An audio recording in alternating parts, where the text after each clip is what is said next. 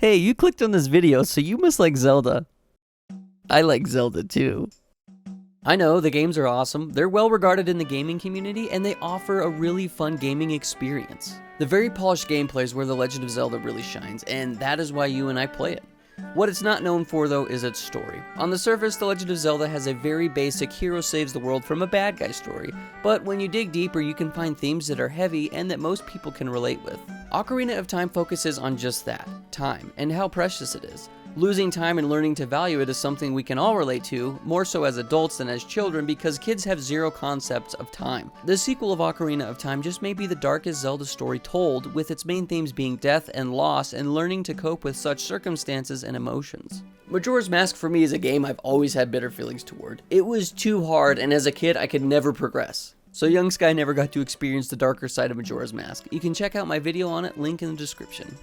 I know I'm not the only one that feels a Zelda anime would be super dope. The Zelda universe has some really cool world building, and getting more of the Zelda story is really fun for me. That's a big reason why I loved Breath of the Wild and Age of Calamity. They had lots of cutscenes and story that was fun and exciting to consume. I love more story of most things I enjoy, and if I can get it, I will. The Legend of Zelda series has more story when it comes to the games. There are Zelda manga out there that adapt the stories of said games. I did a video comparing Ocarina of Time's manga to the game, and I had lots of fun with it. So I decided to continue the series by doing, you guessed it, Majora's Mask next. I'll also link the Ocarina of Time episode in the description. On today's episode, we're going to be comparing and contrasting The Legend of Zelda Majora's Mask video game and manga to see how they differ from each other, but also give insight to one another. This is The Legend of Zelda Majora's Mask manga versus game. Yes, there's going to be lots of spoilers. Link is a very interesting video game character because he never speaks, and right off the bat in the manga we see Link speak to other humans, which I'm all for. It makes sense though, Link in the manga is definitely his own character, and having an awkward one-sided conversation like in the games just wouldn't work. It's very fun seeing Link be his own person and interact with other characters. Unlike in Ocarina of Time, Link is more mature, having gone through all of his past experiences, you know, becoming the hero of time and all, so he is kind of a badass right from the beginning. He heads to a castle and sword fights a bunch of soldiers that don't give him the respect he rightfully deserves. So what Link has to do is he has to show them the Ocarina of Time, which apparently everyone recognizes. I feel like in the game some characters may have acknowledged the Ocarina, but in the case of the manga, Link says how he hates having to show people the Ocarina because no one takes him seriously otherwise. I mean, it makes sense to me. The kid has literally gone through hell physically, emotionally, and mentally, but he is the only one that actually lived through that horrible time because time got reset at the end of Ocarina. The aspect of time travel and how it affects Link gets explored a little bit in this story as well, and I will talk about that in a bit. But the whole point of Link's adventure in this one is he is looking for Navi, who left after the events of Ocarina. In the game, I don't think Navi's name is ever even mentioned. I think it's just Link is looking for his lost friend. I could be wrong, but regardless, in the manga, Link straight up says, "I miss Navi and want to find her." Of course he says it in his head, but it's all the same. Skull Kid shows up, does his dickery, and then Link falls in the big tree to Termina, which is another aspect that the game just glosses over. Termina is a huge location that just so happens to be underground and never gets mentioned in the game. But in the manga, Link asks the hard questions that we players have been wondering. Link is just as confused as we are, calling it another dimension or world. Link then sees characters that he previously knew in Hyrule and is dumbstruck, wondering what the heck is going on. He sees Ingo from Lon Lon Ranch and then the Zora King, but knows that Hyrule is so far away.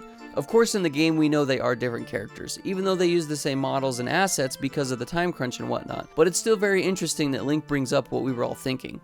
Also, the bitch of a dog is still here too. Link meets Anju early on and asks her about Hyrule, to which she responds that she has never heard of it, and that they are in Termina, confirming to Link that something really weird is going on. The world of Termina has been a big mystery for the fanbase over the years, spawning lots of theories as to what the entire adventure of Majora's Mask even is. One of my favorites being that Link is just asleep the entire time, or that Link is actually dead. Regardless, that's the extent of Anju and Link's conversation about Termina, not finding out more about it, which is sad, but also, like, whatever. That still leaves me with tons of questions though. Why is there an entire world with its own sun and moon underneath the ground? Why are there so many doppelgangers from Hyrule in Termina? I guess we'll never know.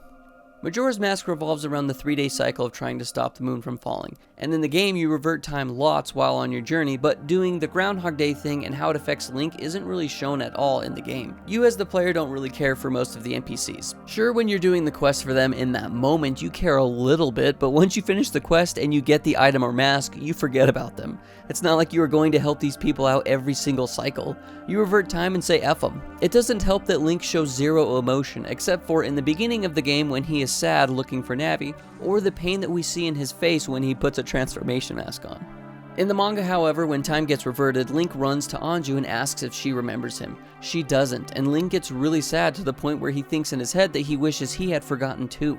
There is another story that explores this time looping concept and how it can affect a person's psyche that I did a video on, which you can go check out. I will also link that video in the description. You get a glimpse into the more humane sides of Link as a character in the manga, and he is way more relatable than the game depiction of him. We don't really see Link travel through time after this first initial one in the manga, but it is part of the story that I would have loved to see more fleshed out. Probably the other biggest mystery in Majora's Mask has to be the Happy Mask Salesman. Who the freak is this guy and why is he so creepy? Why does he have Majora's Mask in the first place? In the manga, we see him a lot more in different locations, being a creep and saying weird things. He knows about Link's past being the hero of time, even though it hasn't happened yet. He is an interesting character that we really know nothing about. In the game, the way that they went about showing the player that this dude is way different than everyone else is how they animated him. Instead of flowing with his movements like any normal character does, he jump cuts around. It's very jarring and downright weird. The manga is super fast paced and kind of takes off like a rocket at this point, with Link going to all 4 dungeons and saving the giants. There are small details that are different from the game. For example, in the swamp, Link never goes to the temple. Adalwa breaks into the Deku Palace and that is where Link fights him. They did, however, keep the leaf over the Deku King's Woody. Iconic. The Deku Princess was in love with the Deku Butler's son, who looks an awful lot like Deku Scrub Link, so she asks him to put the mask back on one more time, and he does. This is another interesting detail that the game doesn't acknowledge. Link and a select few other individuals know about the transformation masks, but everyone else is beyond oblivious, to the point to where Link can talk to somebody, then transform right in front of them into one of the masks, and they think he is someone else. Seeing the Dekus know about the power of the mask and then asking Link to transform was interesting to say the least, but also, why didn't they ask Link where he got the mask, and why does it look like the butler's son and the princess's lover? This is the only time though that Link doesn't pretend to be the other character of whatever mask he puts on. In the manga, Link becomes Darmani and doesn't have the heart to tell the Goron people that Darmani's actually dead. He just pretends he is him for a bit and he feels guilty about it, even telling Tattle that he hates lying, especially to kids.